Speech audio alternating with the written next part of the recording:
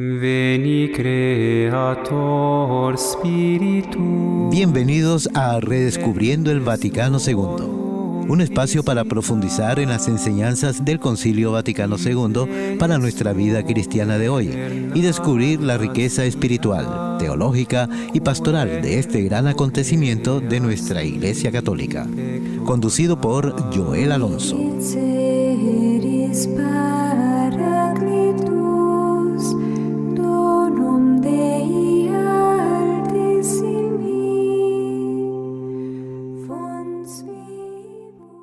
Hola amigos de Radio Paz, soy Joel Alonso. Les doy la bienvenida a nuestro programa de los sábados a las 6:30 de la tarde, Redescubriendo el Vaticano II. Puedes sintonizarnos en la 8:30 AM, en la 96.1 FM, en el app, en las redes sociales, en Facebook, en Instagram, en YouTube y la señal internacional www.radiopaz.org. Pidamos al Espíritu Santo que nos acompañe en el programa de hoy. En el nombre del Padre, y del Hijo, y del Espíritu Santo. Amén. Oh Espíritu Santo, amor del Padre y del Hijo, inspírame siempre lo que debo pensar, lo que debo decir, cómo debo decirlo, lo que debo callar, cómo debo actuar, lo que debo hacer para gloria de Dios, bien de las almas y mi propia santificación. Espíritu Santo, dame agudeza para entender, capacidad para retener, método y facultad para aprender, sutileza para interpretar, gracia y eficacia para hablar. Dame acierto al empezar, dirección al progresar y perfección al acabar. Amén.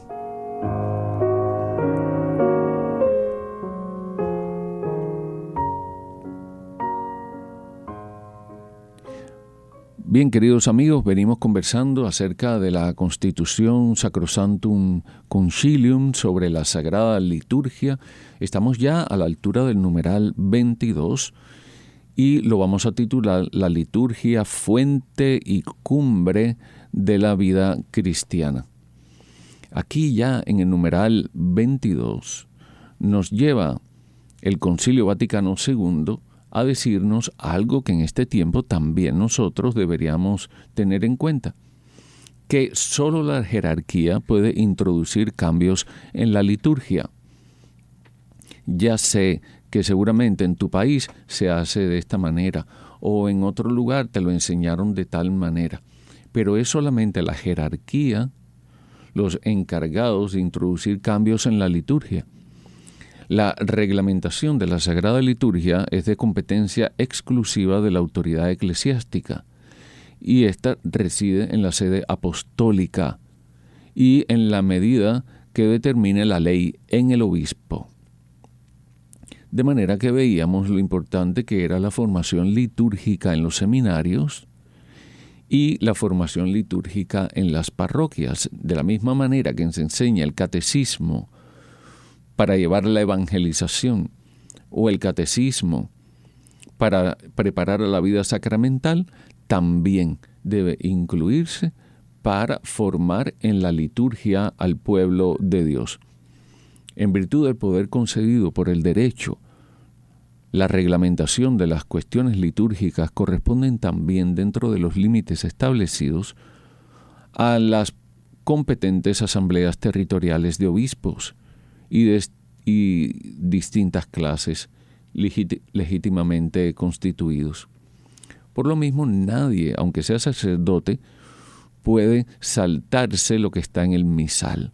Por eso siempre los sacerdotes deben estar mirando en misal, porque pueden distraerse en algún momento. Tampoco pueden añadir cosas a lo que está allí. Ya saben, aunque sea sacerdote, añadir o quitar o cambiar alguna cosa por iniciativa propia en la liturgia no está permitido. Conservar la tradición y la apertura al legítimo progreso, para conservar la sana tradición y abrir con todo el camino a un progreso legítimo, debe preceder siempre una concienzuda investigación teológica, histórica y pastoral acerca de cada una de las partes de la misa que se han de revisar. Téngase en cuenta, además, no solo las leyes generales de la estructura y mentalidad litúrgica, sino también la experiencia adquirida con la reforma litúrgica y con los indultos concedidos en diversos lugares. Por último, no se introduzcan innovaciones, si no lo exige una utilidad verdadera y cierta de la Iglesia, y solo después de haber tenido la precaución de que las nuevas formas se desarrollen, por decirlo así, orgánicamente a partir de las ya existentes. En cuanto sea posible, evítense las diferencias notables de ritos entre territorios contiguos. La liturgia está estrechamente unida a la Biblia, a la Sagrada Liturgia, a la Sagrada Biblia. Están unidas, de manera que el mueble del altar y el mueble de la palabra, donde va el leccionario, el libro de las lecturas, es un mismo lugar donde se invita a alimentarte de la palabra de Dios y alimentarte de la cuerpo y la sangre de Cristo. En la celebración litúrgica, la importancia de la Sagrada Escritura es sumamente grande, pues de ella se toman las lecturas que luego se explican en la homilía. Y los salmos que se cantan, las preces, oraciones e himnos litúrgicos que deben estar conectados con las lecturas del día. O sea, el coro debe cantar las canciones en consonancia con las lecturas del día, con el tiempo litúrgico. Y estos himnos litúrgicos están penetrados de su espíritu, del espíritu de la Biblia, de las lecturas, y de ellas reciben su significado las acciones y los signos. Por tanto, para procurar la reforma, el progreso y la adaptación de la Sagrada Liturgia, hay que fomentar aquel amor suave y vivo hacia la Sagrada Escritura, que atestigua la venerable tradición de los ritos, tanto orientales como occidentales.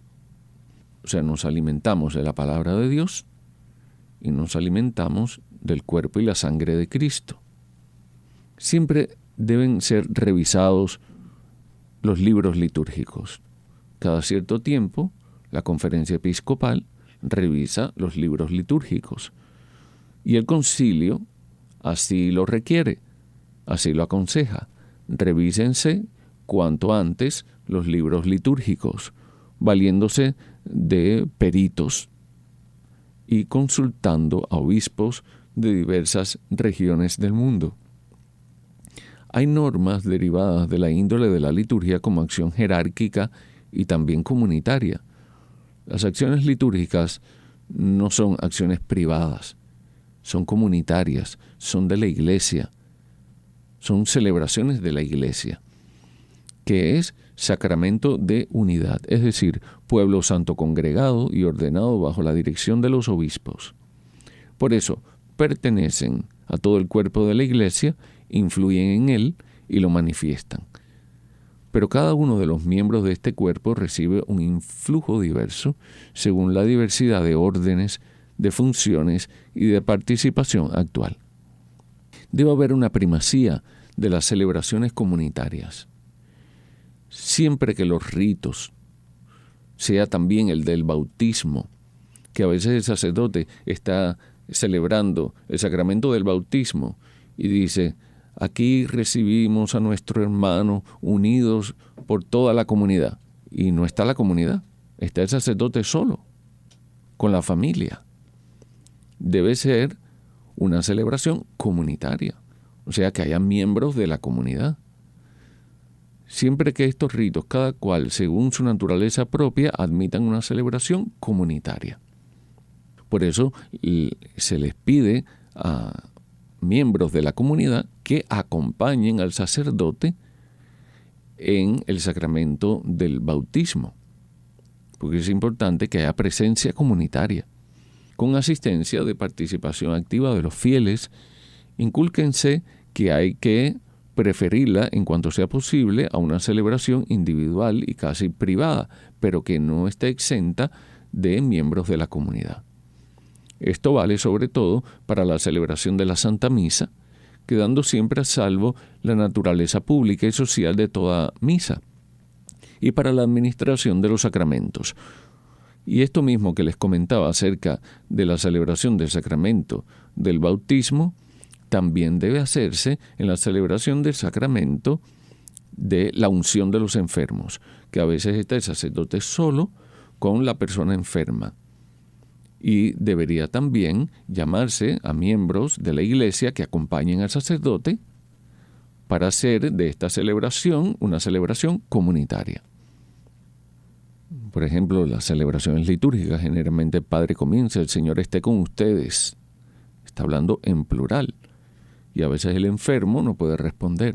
Entonces es importante que haya un acompañamiento, una participación en la celebración litúrgica. Que cada cual desempeñe su oficio. En las celebraciones litúrgicas, cada cual, ministro o simple fiel, al desempeñar su oficio, hará todo y solo aquello que le corresponde por la naturaleza de la acción y las normas de la liturgia. O sea, lo que corresponde al sacerdote no puede hacerlo el laico.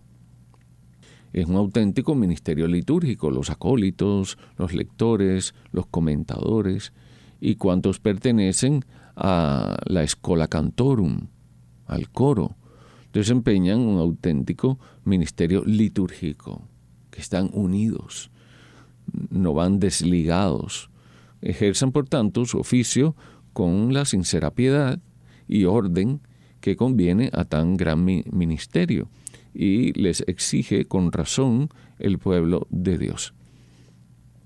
O sea que las personas que van a cantar en el coro lleguen con tiempo antes para que se preparen espiritualmente, no es llegar de la calle y empezar a cantar, o el lector que ya está separado para hacer las lecturas, no puede llegar 2 minutos antes a la Eucaristía y subir y leer.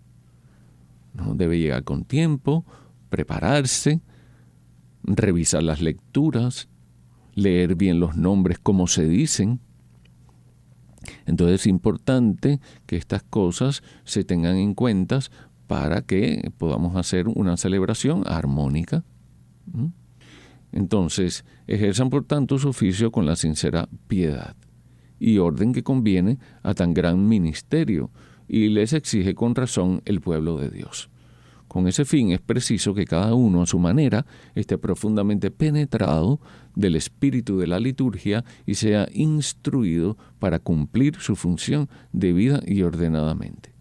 De aquí que el concilio vuelve a retomar la educación en la liturgia al pueblo fiel de Dios. Porque si no se educa en la liturgia, luego pasa que por no saber, por ejemplo, cuando estamos en la misa, que terminamos de rezar el Padre Nuestro, muchas personas al final dicen amén. ¿Por qué? Porque no han recibido una formación litúrgica, y es importante recibir la formación litúrgica de que esta oración no termina. Cuando se reza el Padre Nuestro, se continúa, el sacerdote engancha la última frase, que es la oración de liberación, y se pide por la paz y se sigue la oración hasta el gran amén, que se canta solemne. Por esto debemos formar a las personas en la liturgia. Y para promover la participación activa se fomentarán las aclamaciones del pueblo, las respuestas, las salmodias, las antífonas, los cantos y también las acciones o gestos y posturas corporales. Por ejemplo, el sacerdote levanta las manos y muchas personas levantan las manos. Y esto no es correcto. ¿Por qué? Porque el sacerdote está haciendo la postura del sacerdocio, que no nos corresponde a nosotros como fieles. El sacerdote levanta las manos, nosotros no levantamos las manos. Claro, pero una persona que no ha recibido la formación litúrgica ve al sacerdote levantar las manos y levanta las manos. Entonces guárdense además a su debido tiempo el silencio sagrado al entrar en la Santa Misa, dice el Concilio Vaticano II. O sea que el Concilio Vaticano II nos está llevando a la actualidad, después de tanto tiempo, cosas que son tan necesarias. Por eso la idea de nuestra, aquí en Radio Paz, de traer el Concilio Vaticano II, para poder degustarlo, para poder ver la actualidad que tiene en la liturgia nuestra. También en la revisión de los libros litúrgicos, ténganse bien en cuenta que en las rúbricas, en las letras pequeñas, esté prevista también la participación de los fieles.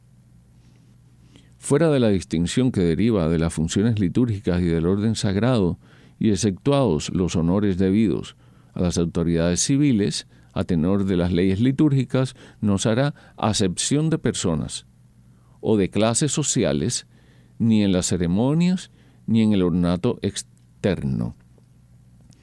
O sea, si se invita a los políticos, por ejemplo, a participar de la Santa Misa, ellos deben guardar el sumo respeto, ¿verdad?, de toda la liturgia. Como todo fiel de Dios, como todo fiel que participa y celebra la Santa Misa, debe estar acorde con lo que se está haciendo. Normas derivadas del carácter didáctico y pastoral de la liturgia. Aunque la Sagrada Liturgia sea principalmente el culto de la Divina Majestad, contiene también una gran instrucción para el pueblo fiel. En efecto, en la liturgia, Dios habla a su pueblo. Cristo sigue anunciando el Evangelio y el pueblo responde a Dios con el canto y las oraciones y las respuestas. Pero debe estar pendiente en toda la liturgia que el sacerdote lo haga con una buena dicción para poder seguir todas las oraciones. Y más aún las oraciones que dirige a Dios el sacerdote que preside la asamblea representando a Cristo, porque Él está en la persona de Cristo, haciendo la oración al Padre. Fíjense que todas las oraciones en la Santa Misa es al Padre, por medio de Cristo. Todas las oraciones terminan a ti, Padre, por Jesucristo nuestro Señor, pero es directamente al Padre, por Cristo. Y se dicen en nombre de todo el pueblo santo y de todos los circunstantes.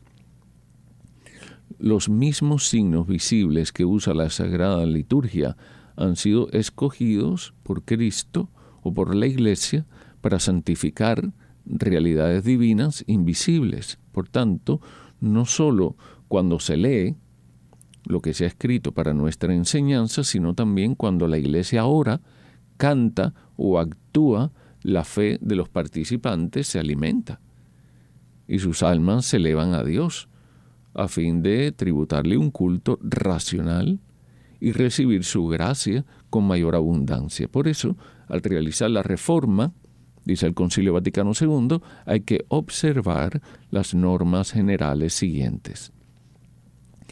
Por ejemplo, la estructura de los ritos. Los ritos deben restablecerse, deben también resplandecer con noble sencillez.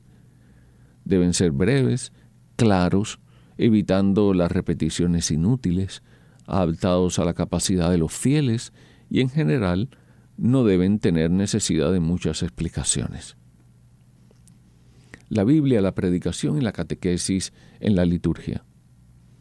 Para que aparezca con claridad la íntima conexión entre la palabra y el rito en la liturgia, porque tanto el altar como el ambón es un solo mueble que se ha dividido. Fíjense que en algunas parroquias el altar y el ambón, que es donde se predica la palabra de Dios, es del mismo material. Es el mismo mueble dividido, separado, pero tiene la misma forma. ¿Por qué? Porque es una misma mesa en que se alimenta al pueblo fiel de Dios con la palabra y con el cuerpo y la sangre de Cristo. En las celebraciones sagradas debe haber lectura de la Sagrada Escritura más abundante, más variada y más apropiada. Por ser el sermón parte de la acción litúrgica, se indicará también en las rúbricas el lugar más apto, en cuanto lo permite la naturaleza del rito. Cúmplase con la mayor fidelidad y exactitud el ministerio de la predicación. Las fuentes principales de la predicación serán la Sagrada Escritura y la liturgia, ya que es una proclamación de las maravillas obradas por Dios en la historia de la salvación o misterio de Cristo, que está siempre presente y obra en nosotros, particularmente en la celebración de la liturgia. Incúlquese también por todos los medios las catequesis más directamente referidas a la liturgia, y si es preciso, téngase previstas en los ritos mismos breves moniciones antes de las lecturas. ¿Qué dirá el sacerdote u otro ministro competente? Pero solo en los momentos más oportunos, con palabras prescritas u otras semejantes. A veces las moniciones a las lecturas son escritas por el sacerdote, para evitar que el que vaya a hacer la monición, o sea, el monitor, diga cosas de su propia cosecha. Foméntense las celebraciones sagradas de la palabra de Dios en las vísperas de las fiestas más solemnes, en algunas ferias de Adviento y Cuaresma, y los domingos y días festivos, sobre todo en los lugares donde no haya sacerdote, en cuyo caso debe dirigir la celebración un diácono u otro delegado por el obispo. Se conservará el uso de la lengua latina en los ritos latinos, o sea, del latín, salvo derecho particular, pero también la lengua del pueblo. Y este es uno de los grandes regalos que ha dado el Concilio Vaticano II. Bien, mis queridos amigos, vamos a dejarlo aquí. El próximo programa estaremos entonces hablando en el numeral 36 de nuestro Concilio Vaticano II. Fue un gusto compartir con ustedes hoy. Dios permita nos volvamos a encontrar para redescubrir la riqueza del Vaticano II. Los esperamos el próximo programa, sábado 6:30 de la tarde, aquí en Radio Paz. Veni Creator Spiritus. Gracias por acompañarnos en Redescubriendo el Vaticano II. Les esperamos el próximo sábado para juntos profundizar en la riqueza espiritual, teológica y pastoral de este gran acontecimiento de nuestra Iglesia Católica. Redescubriendo el Vaticano II.